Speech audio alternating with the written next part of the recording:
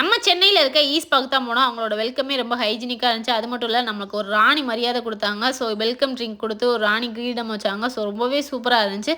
அது மட்டும் இல்ல தாய்லாந்து மசாஜ்ன்னு சொல்லி கேள்விப்பட்டிருப்பீங்க. ஸோ அது வந்து ஃபுல் அண்ட் ஃபுல் அங்க வந்து தாய்லாந்துக்குள்ள போன ஒரு ஃபீல் தான் இருக்கும்.